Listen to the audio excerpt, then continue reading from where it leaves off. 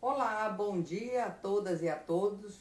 Estamos aqui em mais um, não é planejamento hoje em pauta não, hoje é uma live, junto comigo também, é uma iniciativa do Arquitetura do Planejamento Sucessório, mas é comigo a professora Simone Tassinari e professora Ana Carolina Brochado Teixeira. Vamos falar sobre partilha em vida. E estou aguardando, estou vendo a professora Ana Carolina entrando aqui, outras alunas, pessoas que nos seguem, Michele, aí a solicitação da Ana Carolina, Viviane, Paulo, Márcio. Olá, Ei. Carol, bom dia, tudo bom? Tudo. Peraí, eu acho que o meu som ficou de fone. Peraí. Desculpa, vocês estão me ouvindo agora? Nada. Vocês estavam antes? Tá me Tudo bem, ouvindo? tava ouvindo. Não, tava ouvindo, é porque eu É. que te esqueci de pôr o fone, porque senão faz muito Ah. barulho aqui em casa. Eu também botei o fone porque tá ainda em obra e furando parede, aí eu dei aqui. Nossa Olá, Senhora, ao gente, esse frio! frio não passa aí. Mas olha a Tá elegância, olha a frio, gente, elegância. tá frio. Maravilhosa. É. Oi, Nath. Oi, pessoal. Bom Bom dia. dia a todos e a todas. A Carol fresquinha, cabelinho Eu tô numa molhado, olha lá o calor aqui, ó. contraste desse Acabei de tomar Brasilzão. banho. É, isso mesmo. Então, pessoal, estava falando que o nosso tema hoje foi enunciado, é partilha de bens, que na verdade a gente vai falar de uma forma macro e depois ir entrando no partilha em vida, né? Mas também nós recebemos muitos directs sobre perguntas também de previdência privada ainda aberta, né? Não foi isso, Simone? Foi. A gente recebeu uma pergunta bem interessante. Se a previdência privada aberta, que é uma forma de partilha, né? Já que o nosso querido STJ decidiu que nós vamos precisar partilhar a previdência privada, se entra ou não entra na meação nos regimes comunheiros. Eu acho que a Carol recebeu essa pergunta, se ela puder Foi. explicar para a gente como é que funciona esse assunto aí.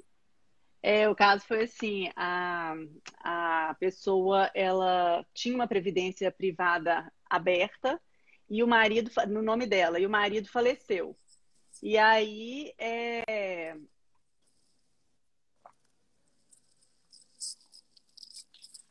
deveria ou não ser levada ao inventário, né? Tá falhando para você, Dani? A Carol tá. Tá falhando? Tá falhando, Carol, como se a conexão tivesse baixa. Você consegue Deixa eu pôr sair no do 4G, Wi-Fi, peraí. ver se melhora Um minutinho. na rede do seu celular?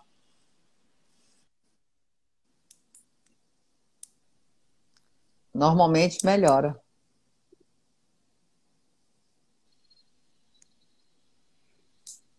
Melhorou? Sim, tem que repetir novamente. Ah, tá.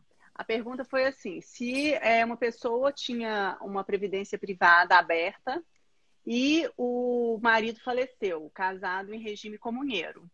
E a partir daí, se então, em função da jurisprudência do STJ, a meação do marido deveria ser levada ao processo de inventário, né? Então, nós acabamos debatendo bastante entre nós, né, essa questão a respeito dessa controvérsia, né? Porque se há meação, a rigor, se existe meação, ela deve ser levada ao processo de inventário, né? O que vocês acham aí, da Simone e Dani? E aí, tinha um senão nesse caso que não tinha beneficiário indicado lá na Previdência. Então, isso é uma questão fundamental, porque se tiver um beneficiário indicado na Previdência, gente, o regime é o regime da contratação, mas nesse caso não tinha. Então, como não tinha, a gente vai para a sucessão civil e a gente entrega a parte que é a do marido falecido para dentro do inventário. Então, na ausência de beneficiário, vai para a sucessão civil. Acho que com isso a gente responde aquela pergunta, né? Eu agradeço a colega que mandou. Isso aí. Tem mais alguma que vocês querem referir a ela sobre partilha? Teve também sobre, às vezes, se algumas prévias, eu acho que teve uma pergunta da Prev, da OAB, se compartilha ou não. Isso eu acho que é muito importante as pessoas verem as condições do contrato que foram feitas, não é taxativo. Isso, como, por exemplo, dentro dessa questão, nós fomos fazendo algumas perguntas. Tem beneficiário? Não tem? E assim por diante. Então, para nós podermos visualizar o caso concreto, né? Eu acho que a primeira... Desculpa, Dana, achei que você tinha concluído. Não, e tem a decisão do STJ agora sobre a previdência privada que deve compartilhar, tanto em partilha de bens de um divórcio ou de uma dissolução de união estável, né? Quer dizer, existe essa orientação nesse sentido. Eu acho que assim, a primeira pergunta, eu fazer tipo um passo a passo, assim, né, para essa questão, assim, a primeira pergunta é aberta ou fechada, né? É fechada, não partilha. É aberta, aí a gente tem que explorar um pouco mais se é VGBL, se é PGBL, porque esse caso do STJ, ele fez era explicitamente sobre VGBL, né? Então, e aí eu acho que assim, qual é que é o tipo de previdência aberta? Além disso, eu acho que a gente também tem que fazer aquela investigação sobre a funcionalidade naquela família especificamente, aportes, etc. Para aí, então, a gente poder chegar a uma conclusão, porque a priori, né, querendo ou não, seria amador da nossa parte dizer que essa decisão do STJ não é importante, porque ela é importante e ela acaba influenciando muito, né? Tanto em outras decisões, quanto no pensamento jurídico daqui para frente, né? Com Podemos certeza. fazer um checklist aí dos passos da Previdência para Privada. ver também aquela questão tributária que o Daniel disse que deve ser observado, né? Isso. Interessante, porque, por exemplo, sim. aqui em Belo Horizonte, aqui em Minas Gerais, né? A gente tem uma lei, depois da lei do Rio, para tributar a Previdência Privada. E aí tem alguns, embora não passe pelo inventário, tem alguns bancos que retêm o ITCD. Tem outros bancos que não retêm, que aí deixa isso como uma atribuição do contribuinte, entendeu? Então, acaba também tendo uma diversidade de procedimentos grande ainda a respeito desse tema, né?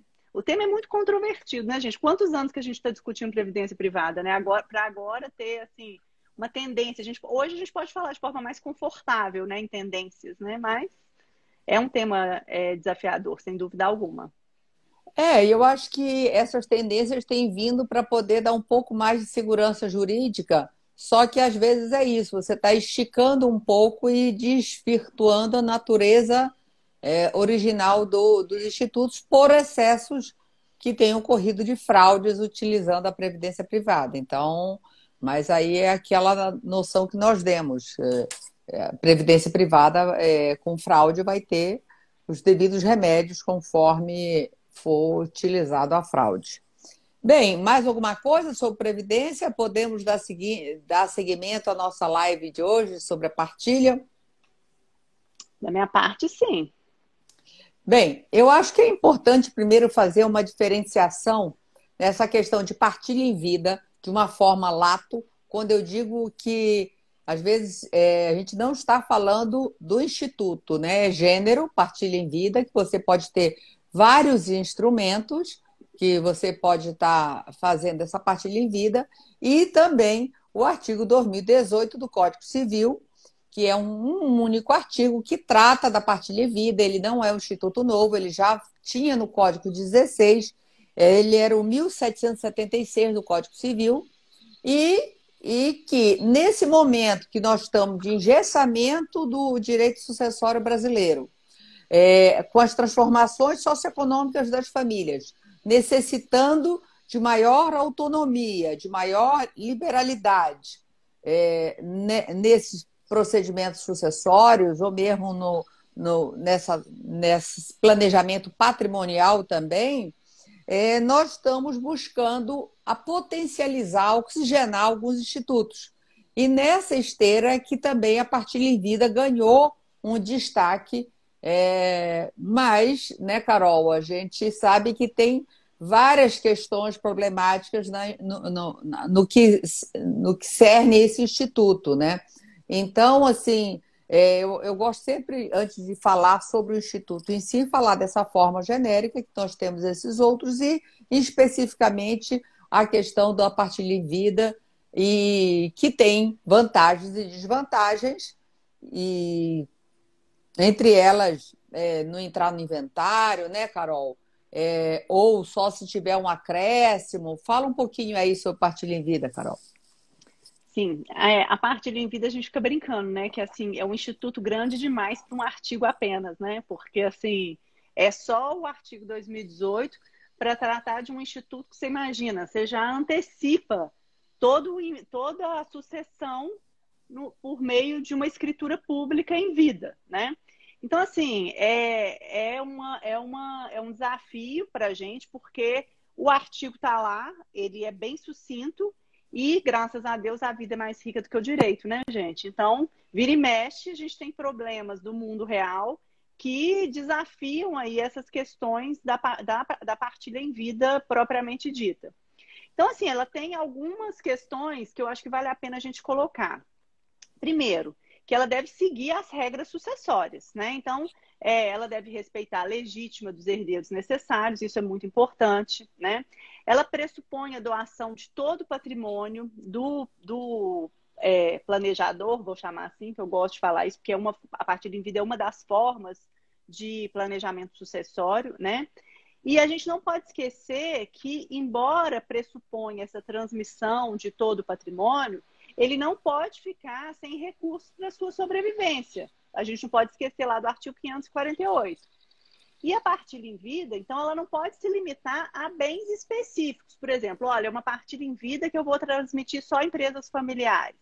Não, ela pressupõe uma antecipação do inventário através dessa escritura pública que transmite os bens do planejador para os seus herdeiros, respeitando a legítima dos herdeiros necessários, e em relação a disponível, funciona também como as regras do direito sucessório, ou seja, eu posso destinar para um terceiro, eu posso destinar para apenas um dos herdeiros, eu posso ter essa flexibilidade, né?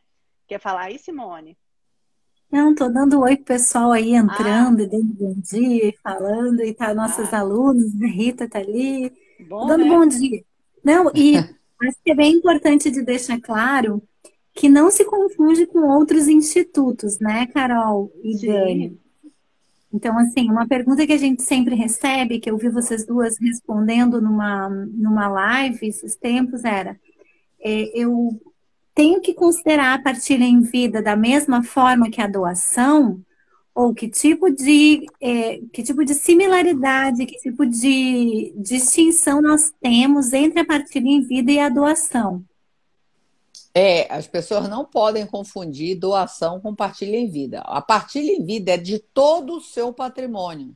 Você vai antecipar aquele momento da sucessão, né, Carol? Isso. Então, por que a gente diz que não precisa de inventário? Porque se você fizer todo esse momento, já estaria ali partilhado todo o seu patrimônio. Você iria fazer inventário no caso de acrescer seu patrimônio dali até o momento da sua morte, entre o momento da partilha e o momento da sua morte, como também se você tiver uma situação, até já falei com a Carol, acho que em aulas, sobre um inventário negativo, talvez. Então, você também seriam as circunstâncias de você abrir. Aí, outra pergunta que fica muito pertinente: precisa levar o bem à colação ou não? E sobre que valor? O valor do momento da partilha ou, literalmente, o momento da morte da pessoa? Eu entendo que é no momento da partilha, porque senão... mas queria jogar essa pergunta aí para vocês. Nossa, é difícil, né? É bem difícil, porque assim, é, acaba que assim a lei, eu acho que a gente está diante de uma questão quase de uma antinomia, porque a lei ela trata do dever de colação no momento da morte, né? E o inventário pode não ser feito, mas a partilha ela é antecipada, como o próprio nome diz, em vida, né? Para algum momento da vida do planejador. Então, assim, fica uma certa antinomia na medida em que a gente tem que pensar se, eu acho que a questão é essa, se a partilha em vida deve, pressupõe a colação ou não, né? Eu até entendo que não pressuponha, para ser muito sincera, porque se você entender que tem que colacionar os bens da partilha em vida, é meio que como uma contradição em si. Mas, assim, em todas as partilhas dessa natureza que eu faço, eu coloco uma cláusula lá bem grande que todos os herdeiros têm que participar da partilha e que eventuais diferenças de quinhões, elas estão ali incluídas na parte disponível e dispensa de colação, né? Porque eu acho que assim a gente fecha todas as pontas. Eu acho que a colação ela poderia se debater a respeito de bens doados posteriormente, adquiridos posteriormente à partilha em vida. Aí eu acho que a gente tem que pensar exclusivamente nesses bens. Não sei o que vocês acham. Simone? Eu tenho a tendência de concordar. Eu também, na prática, faço por uma questão que a gente não sabe quem vai interpretar o negócio no futuro, né? Mas em termos, a gente separa um pouco assim, quem pensa sobre o assunto, então a professora, né, quem reflete sobre o assunto, de quem opera esse assunto. Então, assim, como professora, como alguém que pensa sobre isso, eu acho que não precisaria, porque não tem o menor sentido. Se a partilha em vida é feita exatamente para o desfazimento do patrimônio em vida, para que eu não precise fazer uma partilha pós-mortem, então não tem sentido eu falar em colação. Mas, como eu não sei quem vem depois de mim, aí vem o prático, né? Enquanto advogado, o advogado toma a cautela de se referendar e aí dispensar da colação o negócio. Tem uma pergunta ali que é bem interessante para a gente poder fazer alguns esclarecimentos. Doação ou testamento seria o melhor instrumento? A Suelen que perguntou ali. Ah, Suelen fofa. Mas isso é sobre como instrumento e um planejamento? Eu acho que ela está perguntando assim, instrumento para partilha em vida. Explica um pouquinho, gurias, como é que opera a partilha em vida, ou qual é a diferença de doação e qual é a diferença de testamento. Eu vou falar só aqui entre doação e testamento. Bem, primeiro os efeitos tributários, né, de tributos. Você vai pagar em vida e você vai ter uma liberalidade sobre aquele bem. Então, você não vai mais dispor dele. Por mais que você tenha doação com usufruto, e aí você tem que ver se essa é uma opção que você quer seguir, de todo o seu patrimônio ou de parte do seu patrimônio, mas fazendo diferença. Partilha em vida é diferente de doação. Agora eu estou fazendo diferença entre doação e testamento. Eles são, com certeza, os instrumentos mais praticados em um planejamento sucessório, né? A doação, ela era talvez um dos instrumentos mais utilizados, só que depois do problema da colação, a gente está vendo que a doação em si não era tão simples como se parecia ser, né? Até porque as pessoas também estão fazendo, às vezes, doações sucessivas. Então, tem que ver até onde isso pode ser uma fraude, se está ocorrendo uma doação inopciosa, quer dizer, mais do que a sua parte, porque no momento que a colação vem deixar essa situação mais complexa, porque se agora, pelo Código CPC de 2015, determina que para colação tem que ser o valor do bem na abertura do imóvel, você até pode fazer uma doação e entrar numa doação inoficiosa sem má-fé, porque pode ter uma variação significativa em do patrimônio que foi dado, e isso pode ocorrer de sair da sua disponível em função dessa situação. Então, a doação, ela era um instrumento muito usado e agora a gente está vendo algumas situações complexas dentro, se desdobrando até pelo uso maior. E uma das maiores preocupações com doação também, né, Carol, é você estar atenta a você não dispor, porque você realmente tem que ter uma confiança muito grande para quem você está doando, e aí é por isso que a partilha em vida, ela não é tão, vamos supor, adequada. São em pequenas situações que ela deve ser indicada. Eu entendo dessa forma. Ela pode, normalmente, é numa relação de segunda ou terceira núpcias. As pessoas não querem que ocorra uma comunicabilidade, preferem fazer suas partilhas do seu patrimônio com a sua família, com seus herdeiros necessários, antes de entrarem numa segundo ou terceiro casamento ou união estável. Então, porque fora aí disso, você vai estar dispondo de todo o seu patrimônio, a partilha em vida.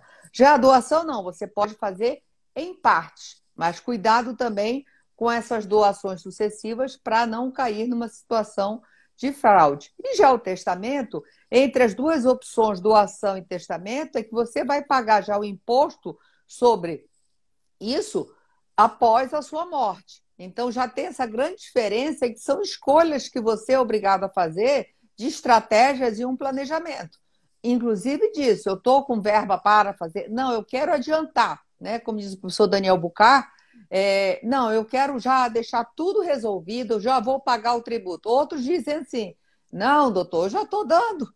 Eles que paguem esses tributos, deixa para o testamento. Então, são situações com objetivos sempre, né, Simone? Para quê, por quê?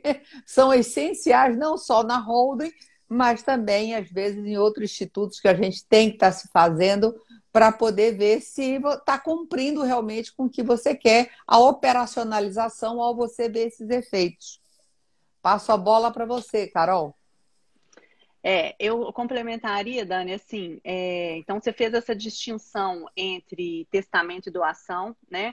Mas falando aqui da partilha em vida, eu entendo que o instrumento correto para a formalização da partilha, Suelen, é a escritura pública. É Sim, como se sim, você fizesse uma escritura pública de inventário, mas vai ser uma escritura pública de partilha em vida lá no cartório de notas.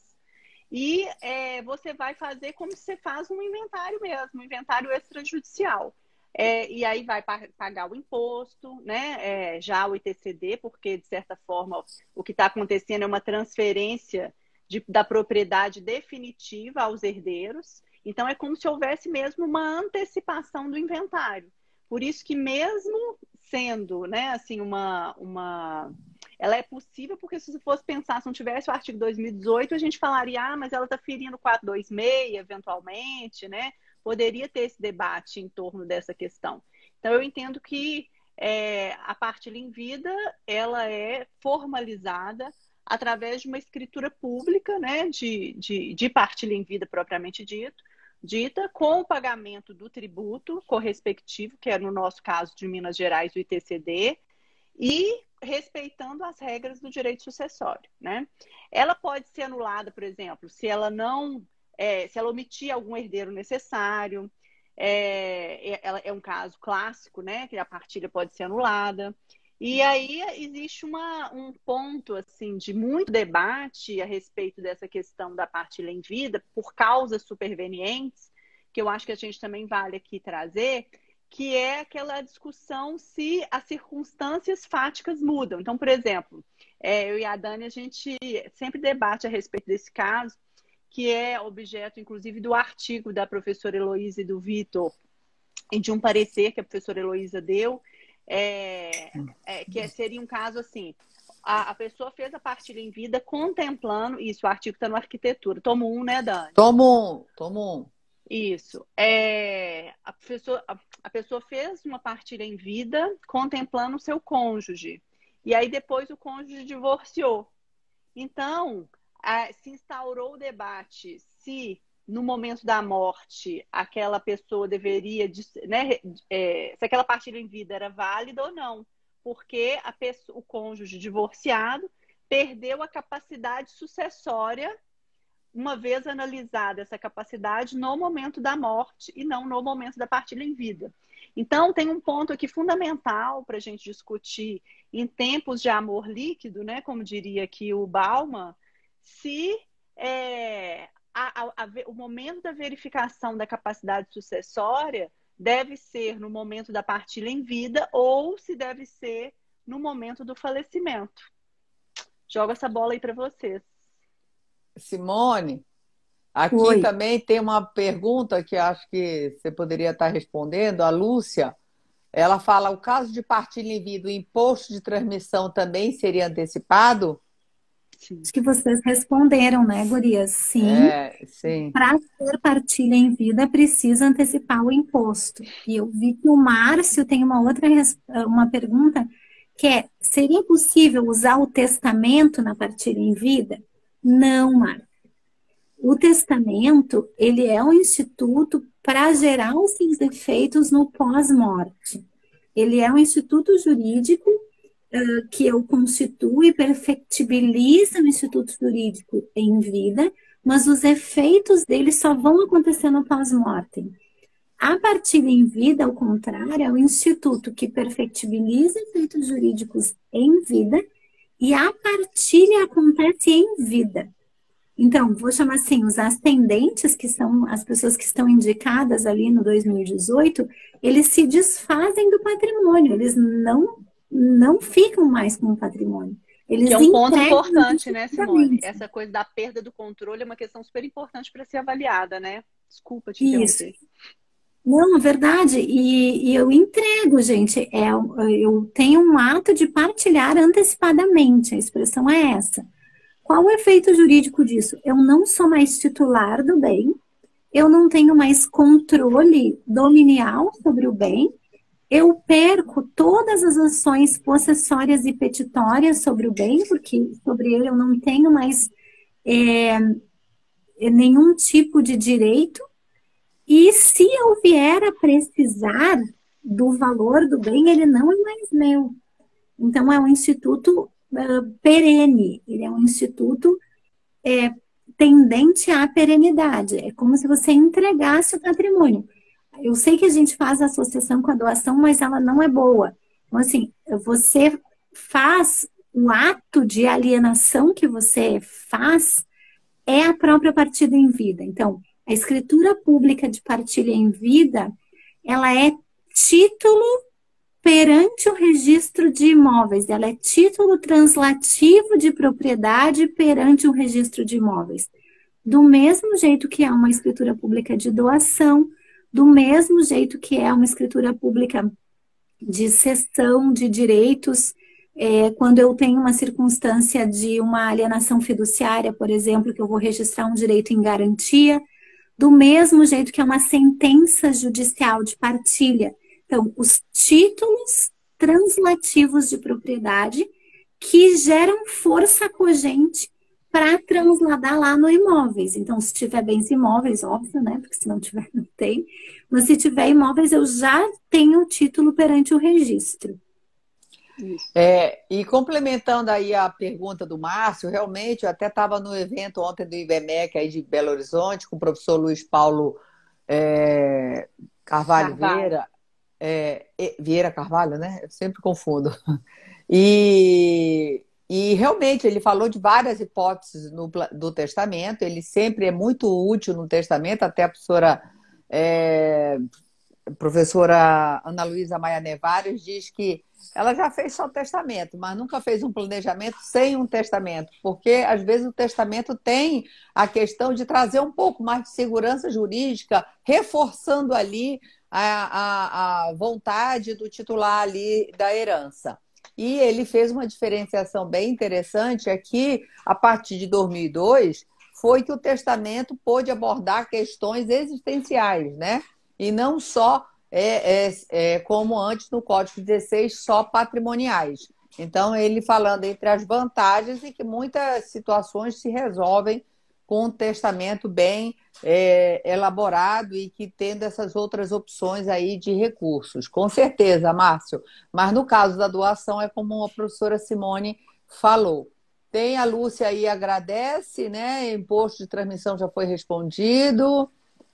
Tem uma outra pergunta aqui, eu ouvi, deixa eu ver, que eu acho que eu passei. A Van perguntou, na partilha em vida, é 50% do cônjuge e o restante para os filhos? Carol, depende do regime de Não, bens. depende do regime de bens e a partir da definição do regime de bens das regras de concorrência sucessória lá do 1829. Então, assim, a partilha em vida, ela segue as regras sucessórias, porque a natureza jurídica dela é de antecipação da sucessão e não de liberalidade, como na doação. Então, assim, por causa disso, ela segue as regras sucessórias, inclusive com possibilidade de destinar a parte disponível. Vocês não reparam o fundo canino, não, né? Com possibilidade de destinar a parte disponível para um terceiro ou para a forma que a sua autonomia privada assim determinar. Carol e Dani, tem uma pergunta da Wanda que é bem interessante. A partilha em vida pode ser feita sobre todo o patrimônio ou somente sobre a legítima? Como é que é isso? É sobre todo o patrimônio. Para ser caracterizado, se utilizar o 2018, tem que ser sobre a integralidade do seu patrimônio. Se for só sobre a legítima, vai ser uma doação. Isso. Tem uma outra pergunta aqui, Kessia. Então, a partilha em vida é praticamente uma doação? Não é uma doação. Ela é como se fosse, mas é exatamente como a Wanda perguntou, é de todo o patrimônio. Então, utiliza-se a escritura, formalidades, né, Carol? Mas tem que ser uma característica da partilha em vida é essa.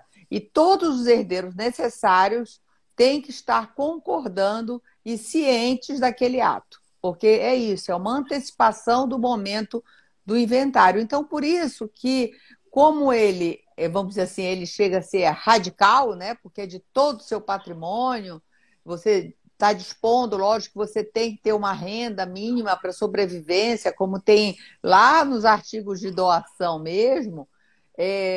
Mas, então, como eles são casos de situações até extremas, porque é de todo e toda, como disse a professora Simone também bem explicou, a vulnerabilidade que se fica ao se dispor de todo o seu patrimônio, lembrando que cada vez mais nós temos uma vida mais, né?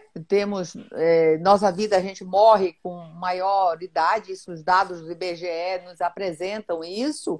É muito preocupante a gente cuidar da nossa velhice. Então tem que ser uma renda, né? Que dê uma renda, seja através de uma renda mesmo ou de usufruto, de frutos, né? De uma propriedade que foi dada. Então, você tem que tomar cuidado para, em alguma situação, às vezes você não ficar em situação que entre no inventário negativo por uma perda. Eu até dou um exemplo assim concreto. Como assim, Daniele? Às vezes me perguntam, né?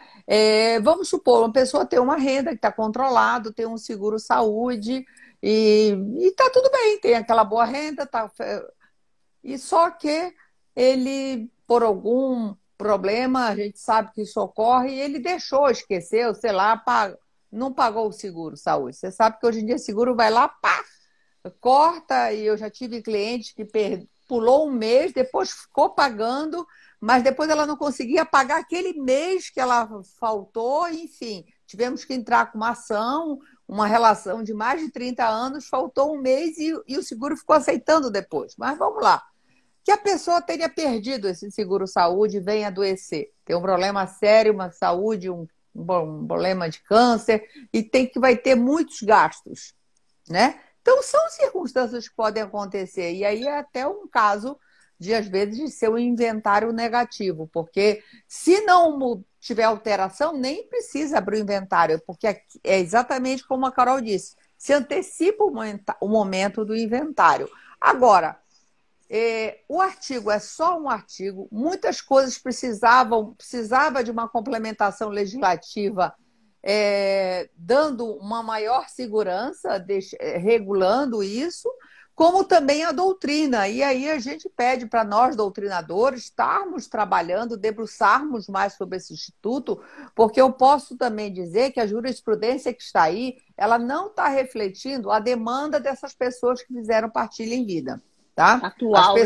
Atualmente, as pessoas estão buscando partilha em vida para, às vezes, não ocorrer essa comunicabilidade entre o patrimônio, é por isso que escolhem, às vezes, esse instrumento, que ele tem essas características de ser um pouco radical, já que tem que ser da totalidade do seu patrimônio, não estão refletidas na jurisprudência. A gente até vê, e muito pouca coisa, né, Carol? Nós fizemos uma pesquisa também sobre essas decisões e não refletem a demanda que a sociedade está nessa procura. Talvez daqui a alguns anos, mas então, se o legislador não regulou, se a jurisprudência ainda não deu tempo de refletir as situações atuais. Tem esse caso, como a Carol falou, do caso da professora Heloísa Helena Barbosa.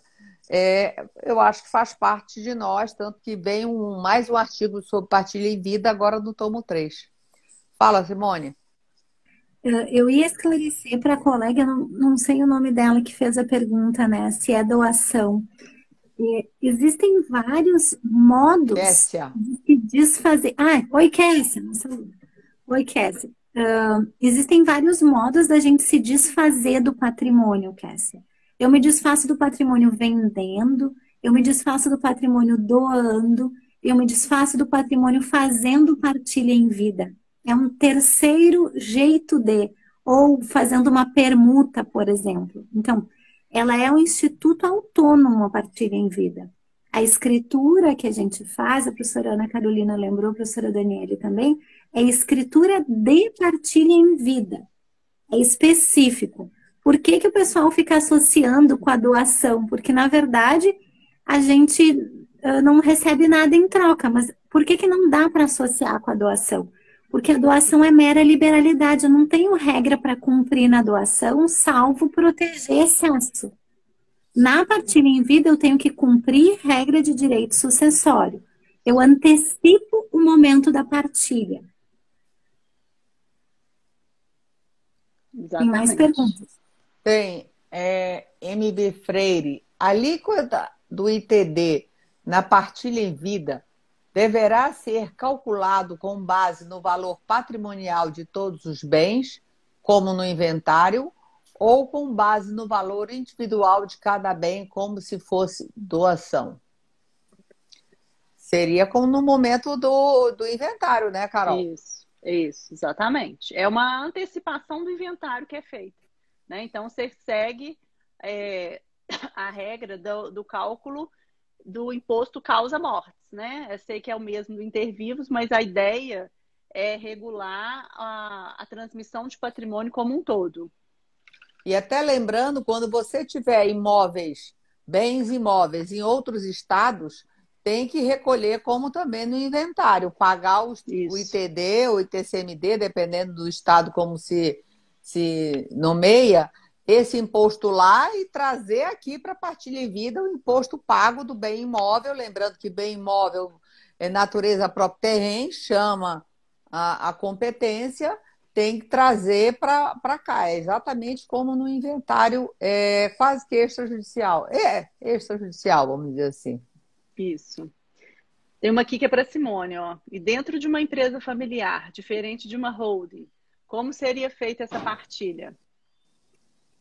A gente pensa na estrutura do patrimônio. Se o único patrimônio que as pessoas têm é essa empresa familiar, que é uma empresa operacional, que eu estou entendendo que é diferente da holding, porque querendo dizer que não é uma empresa de participação, nem uma empresa só de organização de patrimônio, né? Isso que eu estou entendendo, e vai me ajudando aí, Igor, por gentileza, se é isso que você quer saber. Você pode fazer a partilha em vida pela escritura pública normal, ou então você pode fazer um planejamento disso nos contratos sociais. Como a gente está falando de partilha em vida, você tem que se desfazer de todas as cotas sociais. Você vai utilizar o mesmo instrumento que é o artigo 2018 e vai se desfazer das suas cotas sociais. E aí você não pode mais ser dono delas. E aí você vai utilizar o mecanismo do direito empresarial. Não sei se eu te respondi. Acho que sim. Respondeu sim. A Van faz uma outra pergunta aqui também. Posso fazer essa partilha em vida de todo o patrimônio e deixar no testamento se houver acréscimo patrimonial? Sim, Sim. perfeitamente. A Vamos Kézia ver aqui, ó. agradece. Isso. O Pode Cláudio. incluir usufruto?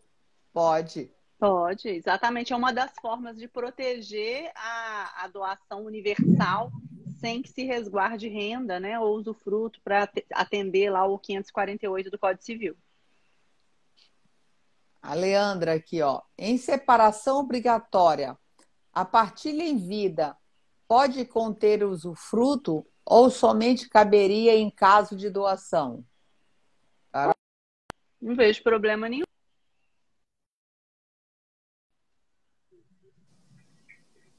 Eu acho, deixa eu tentar Separação entender. obrigatória, a separação obrigatória, a separação obrigatória, que é fazer uma partilha em vida com alguém que tem um regime de separação obrigatória, certo? E ela Sim, mas pergunta não tem se pode filho. conter usufruto. Sim, e Ou não tem somente filho. Então vai herdar. É o 1.800 regime de bens. E se não tiver nem ascendente nem descendente, aí o cônjuge herda, o 1829.3, né? Eu vi embaixo, sem ter filhos. É porque está entrando uma ligação aqui, um horror. Sheila, vamos lá. Se quiser doar a parte disponível para um filho a mais, pode? Pode, ele pode Pode. utilizar. Quem não é doar, Sheila, ó, lembra lá. Partilhar em vida ou disponível. Você pode, se você quiser fazer a doação, você pode fazer também, mas lembra que é outro instrumento. E aí você vai lembrar que está tirando o disponível, vai dispensar da colação. Se você está fazendo partilha em vida, você pode partilhar em vida, deixando a mais para um filho da sua parte disponível. E isso vale para Ivete Sangalo, né? Aliás, queria marcar a Ivete aqui, que é sempre meus exemplos. Por que que o exemplo da Ivete é um bom exemplo? Se pode para Ivete, gente, que não precisa nada desse patrimônio, pode para qualquer pessoa, né? Então, Gente, eu tô lembra, pode. desatualizada, não li caras, ô Simone. Atualiza aí da Ivete, não tô sabendo Ah, nada. não, é que eu sempre, os meus alunos sabem, os meus exemplos de parte disponível sempre vão para Ivete. Porque se você coloca alguma entidade de caridade, se a gente coloca alguma entidade de caridade, assim, o lar das crianças, não sei o quê, eu não sei por que os alunos têm vontade de dar, entendeu? Então, eles têm vontade de fazer aquilo acontecer. Então, sempre eu penso assim, o disponível é para Ivete. Tudo que é meu disponível é da Ivete. Pode me usar né? Então, como exemplo, Simone, não tem problema não. Também mas eu sei que eu não mesmo sou Ivete, né? Carol. Mas vai que aí, ó, vem alguma coisa para mim, ó. Vamos lá. Sheila tem sem ser antecipação, tem disponível outros 50% sem ser antecipação da legítima. Porque no caso não é doação, né? Vai ocorrer antecipação de legítima se for doação. No caso, partilha em vida é outro instituto. Outra pergunta aqui. A doação da metade disponível obriga os herdeiros contemplados a fazer a colação pequenas quantias de dinheiro para a subsistência desses herdeiros? Como é que é? A doação da metade disponível. Tá, disponível não precisa de colação. Obriga não precisa se você fizer a ressalva, né? Assim, porque é doação. Então, se é doação, não é partilha em vida. Então, a doação da metade disponível obriga os herdeiros contemplados a trazer à colação pequenas quantias de dinheiro. Você pode dispensar da colação. E se essas quantias estiverem dentro da parte disponível, se tá dispensado, né? Depende do que você faz. Você faz uma doação, se é de dinheiro, se é doação de imóvel, vai depender, né? Assim, de como que foi essa doação. Que vai ser tributado dependendo de cada estado, né? Sim. E aí, assim, tem uma variação. E se não entrar dinheiro que eu estou falando, né? assim, se não entrar naquelas hipóteses de dispensa legal da colação e não houver dispensa de colação pelo doador, aí tem que trazer a colação. Mas isso é doação, gente. Doação, é. O Márcio tem eu acho que é uma observação aqui. A partilha em vida na forma de escritura pública não pode prejudicar terceiros numa ação de execução culminando com a desconsideração da personalidade jurídica. Eu concordo com você, Márcio. Eu então, também. Assim, partilha em vida não é forma de prejuízo de terceiro. Vamos pensar Não assim, é fraude. eu sou a melhor devedora do mundo.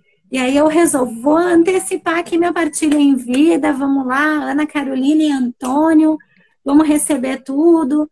Então, para quê? Para me livrar dos meus credores. Óbvio que os credores, do mesmo jeito que têm legitimação perante o inventário, têm legitimação contra os herdeiros da partilha em vida, certo? Então, isso é, assim, é unânime na jurisprudência.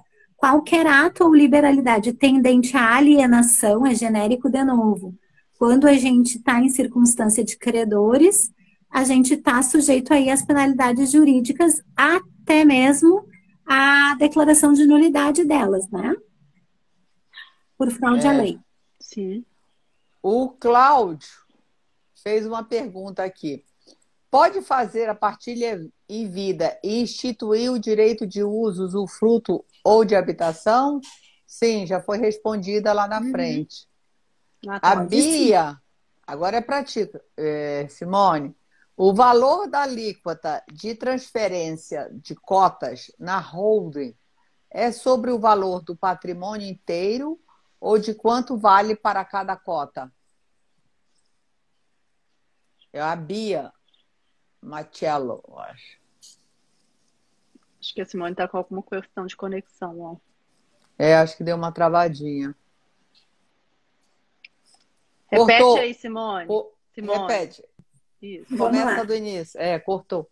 Lembra que a partilha em vida, gente, ela é... Eu nunca fiz partilha em vida de holding, tá? É preciso que se diga. Geralmente a gente organiza isso nos estatutos sociais e deixa isso previsto lá por conta de que faz a transferência pelo instrumento de direito empresarial, por isso que não usa partilha em vida. Mas vamos pensar na partilha em vida. Ela substitui o inventário. Então, você vai operar na metodologia de avaliação idêntica do inventário. Então, você vai lá olhar para a circunstância do inventário e você vai obedecer ao que a Fazenda disciplina para o inventário. Repete os exatos termos do inventário. Beleza. Tem mais uma pergunta da Soraya aqui. Pode ler? Pai separado e sem união estável. Vende imóvel para o filho único herdeiro por meio de contrato particular. Apenas com firma reconhecida. Depois o pai falece quando já tinha uma união estável. E o imóvel não tinha sido transferido para o filho. Como fica? O contrato é válido mesmo que o valor tenha sido muito abaixo do de mercado? Não. Vamos lá. Primeira coisa, gente. Se o bem é o único filho, único herdeiro. Tá. É o único filho e ele passou a viver. A questão é a meação. Tá. Depende então, assim, por onde você está. Depende de quem você está defendendo nesse caso. Mas vamos pensar nas duas possibilidades para a gente ter as duas. Tá? Primeira coisa. O bem é de valor superior a 30 salários mínimos. Se o bem tiver valor superior a 30 salários mínimos, a gente não faz compra e venda mediante instrumento particular, porque a legislação impõe que seja feito por escritura pública. Então, o que você vai ter é um contrato de gaveta, que talvez possa ser considerado um contrato de direito real de aquisição ou uma promessa de compra e venda na forma obrigacional. Se for isso, do lado do filho, se ele comprovar que efetivamente realizou a quitação e fez o pagamento, ou seja, no contrato de compra e venda a gente tem uma característica que é a entrega do bem por um lado e a restituição do equivalente em dinheiro. Então, se esse filho conseguir comprovar que fez isso, ou seja, que comprou e pagou, ele tem inclusive o direito à adjudicação compulsória por conta de uma súmula do STJ lá, então a gente pode adjudicar isso, e aí é do filho, ponto final. Entretanto, Se nós temos uma circunstância em que isso não é possível e, na verdade, nós tínhamos uma simulação, aí essa companheira pode tentar reverter esse ato de simulação, porque aí não foi uma compra e venda. E aí tem duas teses possíveis. Ou vai sobreexistir o que se dissimulou, e o que se dissimulou é uma doação, concordam? Porque era uma compra e venda travestida de doação. Ou então, vai sobreviver isso? Ou então vai se considerar que esse contrato não existiu. Eu acho que é bem difícil de conseguir a nulidade, porque na época que ele fez, ele não tinha outros herdeiros necessários, ele tinha só esse filho. Então, ele não tinha união estável à época. Então, acho bem difícil. O Cláudio pergunta se nasceu um novo herdeiro após a partilha em vida, ele não tem direito a uma sobrepartilha? Sim, aí é o caso, vai ser de nulidade, também. Né? Não é nem sobrepartilha, é nulidade da partilha em vida para se fazer uma nova partilha, Cláudio. Isso. É o mesmo caso que romperia o testamento, né, gente? É a mesma coisa. A gente tem o surgimento de um herdeiro necessário no rompimento do testamento, também na sobrepartilha acontece isso. E aí, gente, que bom que vocês têm dúvidas sobre isso, é bom saber que tem curiosidade, isso é um tema que a gente pode abordar mais. Essa doação da parcela disponível seria antecipação da legítima no caso de herdeiros necessários? Marco Antônio falando ali. Marco, se for doação, sim. Se for partilha em vida, não. A partilha em vida é um outro instituto. A partilha em vida pressupõe que esteja todo o patrimônio dos planejadores, vamos dizer assim, e que ele já resolva as questões de legítimo e disponível no instrumento da partilha. Isso. Tem uma aqui, tá, Kézia? A Kézia é parecida com aquela outra aí, ó. Se houver partilha em vida entre os herdeiros do primeiro relacionamento, tem que ser entre todos os herdeiros. Se eram só esses os existentes, até então aí ela tá válida, tá? Posteriormente, em novo matrimônio, a constituição de um novos herdeiros. Como fica o patrimônio já partilhado no primeiro matrimônio? Olha, primeiro uma orientação é o mesmo caso que vai ter que ser nulo. Aí tem algumas indicações. A partilha em vida, a gente tem que ver como é essa estrutura familiar. Sempre numa escolha de instrumentos, no planejamento, se tem que se avaliar. Se a pessoa é muito nova, que pode ter ainda vários outros relacionamentos, não é aconselhado fazer essa partilha em vida. Já se você, a não ser que a pessoa tenha um diagnóstico de uma doença que está querendo antecipar e fazer, mas normalmente, se não, você deixa para fazer essa partilha em vida, tem um pouco essa característica de já fazer quando a sua vida já tiver sedimentado. Então, não seria o caso agora. De qualquer forma, se surgiu um filho que não se estava esperando e veio, é nulidade da partilha para poder integrar dentro dos herdeiros necessários e haver uma nova partilha, se for o caso. Uma nova distribuição. Isso. Eliane, tudo bom? Pode estipular direito real de habitação na partilha em vida para garantir o cônjuge após sua morte? Sim. Sim, pode. Sem problemas. Acho que acabaram as perguntas. Não, a Kessia perguntou se tem que ser nova partilha. Sim, com certeza. Tá.